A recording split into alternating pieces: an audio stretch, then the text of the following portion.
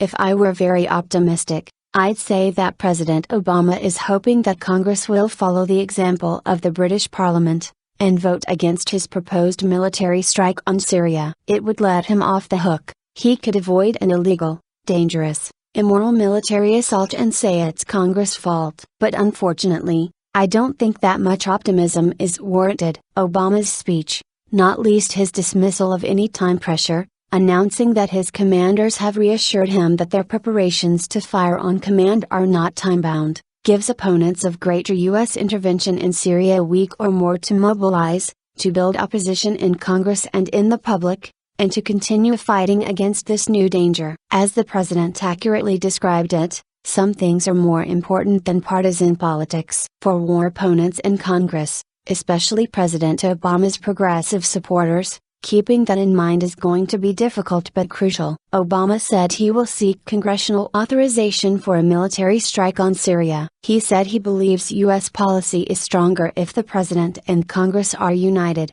but made clear his belief that he has the authority to strike without congressional support. That's the bottom line. The first question shouted by the press as he left the White House Rose Garden was, "Will you still attack if Congress votes no?" He didn't answer. There is little question that the Obama administration was blindsided by the British Parliament's vote against the Prime Minister's proposal to endorse war. They were prepared to go to war without United Nations authorization, but were counting on the UK as the core partner in a new iteration of a Bush-style coalition of the willing. Then NATO made clear it would not participate, and the Arab League refused to endorse a military strike. France may stay in Obama's corner, but that won't be enough. And Congress was getting restive, with more than 200 members signing one or another letter demanding that the White House consult with them. Too many pesky journalists were reprinting Obama's own words from 2007, when then candidate Obama told the Boston Globe that the president does not have power under the Constitution to unilaterally authorize a military attack in a situation that does not involve stopping an actual or imminent threat to the nation. All of that led to the drive towards war slowing a bit. But it didn't stop, and that's a problem, because whatever Congress may decide,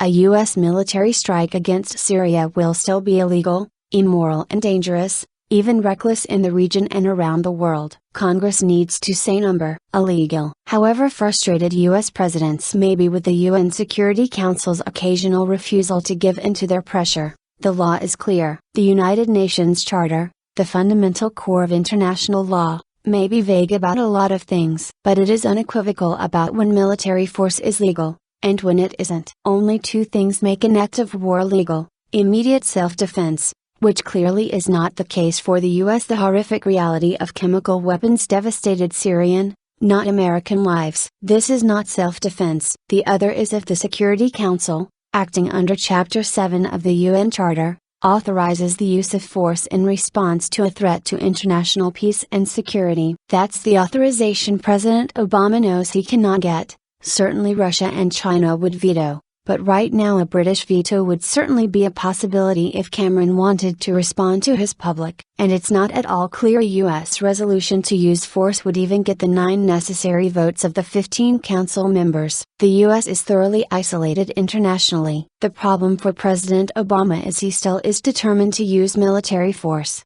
despite the requirements of international law. He says he doesn't need that authority, that maybe he'll use the 1999 Kosovo precedent to go around the Security Council. The problem, of course, is that the 1999 US NATO assault on Serbia and Kosovo was illegal. Faced with a sure Russian veto, Bill Clinton simply announced he would not ask for council permission. Instead, he would get permission from the NATO High Command. But aside from the hammer and nail problem, if you're a hammer, everything looks like a nail. If you're NATO military leaders looking for real legitimation, everything looks like it needs a military solution. Nothing in international law allows NATO to substitute for the Security Council. The Charter was specifically designed to make it difficult to get authorization for military force. Its whole raison d'etre is to stand against the scourge of war. So any new decision to go to use military force without council authority means that use of force is illegal. Right now, in Syria, that means that members of Congress have the chance to prevent another illegal U.S. war. If Congress should approve it, likely for political or partisan reasons that have nothing to do with Syria, their vote would mean direct complicity in an illegal and immoral war. Immoral. Pentagon officials have confirmed what logic tells us all. Every use of military force threatens civilian lives. More than 100,000 Syrians have been killed in this civil war so far, and hundreds more were killed in what appears to be, remember, we still don't know for sure, a chemical strike last week. U.S. cruise missile strikes won't bring any of them back, and more important, won't protect any Syrian civilians from further threat. To the contrary, low-ranking conscript troops and civilians are almost certain to be injured or killed. Reports out of Syria indicate military offices and more being moved into populated areas. That shouldn't come as a surprise given the nature of the Syrian regime. But the knowledge makes those contemplating military force even more culpable. Dangerous. A U.S. military strike on Syria will increase levels of violence and instability inside the country,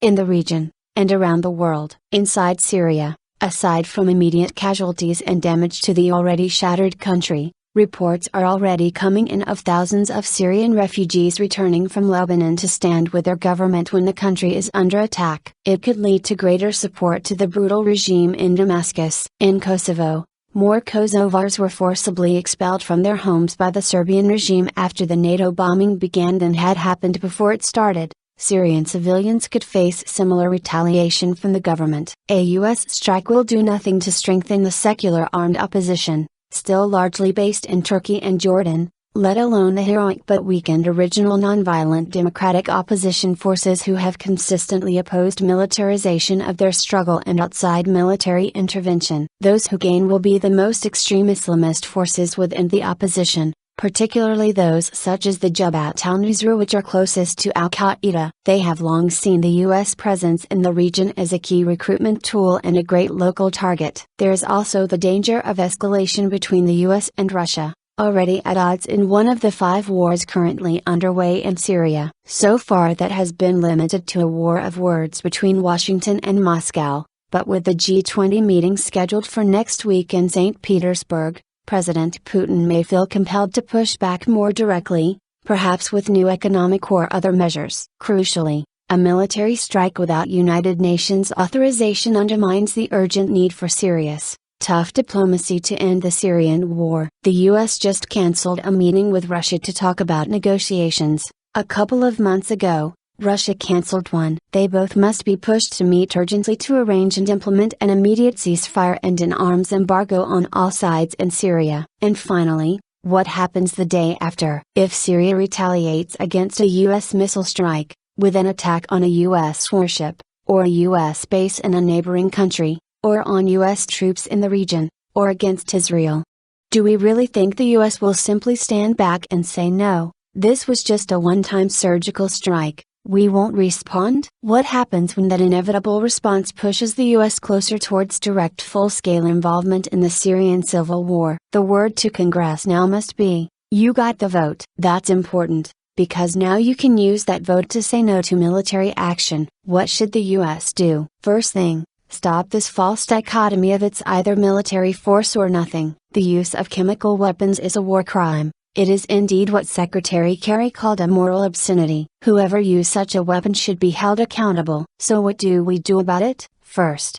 do no harm. Don't kill more people in the name of enforcing an international norm. Recognize that international law requires international enforcement. No one country, not even the most powerful, has the right to act as unilateral cop. Move to support international jurisdiction and enforcement, including calling for a second UN investigation to follow up the current weapons inspection team, this one to determine who is responsible for the attack. Recommend that whoever is found responsible be brought to justice in The Hague at the International Criminal Court, understanding that timing of such indictments might require adjustment to take into account ceasefire negotiations in Syria. President Obama can distinguish himself powerfully from his unilateralist predecessor by announcing an immediate campaign not only to get the Senate to ratify the International Criminal Court, but to strengthen the court and provide it with serious global enforcement capacity. Move urgently towards a ceasefire and arms embargo in Syria. Russia must stop, and must push Iran to stop arming and funding the Syrian regime. The U.S. must stop, and must push Saudi Arabia, Qatar, Turkey, Jordan and others to stop arming and funding the opposition. including the extremist elements. That won't be easy. For Washington, it may require telling the Saudis and Qataris that if they don't stop, we will cancel all existing weapons contracts with those countries. As my colleague David Wildman has said, why don't we demand that the Pentagon deal with arms producers the way the Department of Agriculture deals with farmers? Pay them not to produce weapons, and then the money can be used to retool their factories to produce solar panels instead of Tomahawk missiles, and the workers stay on the job. Stand against further escalation of the Syrian civil war by voting no on any authorization for U.S. military strikes.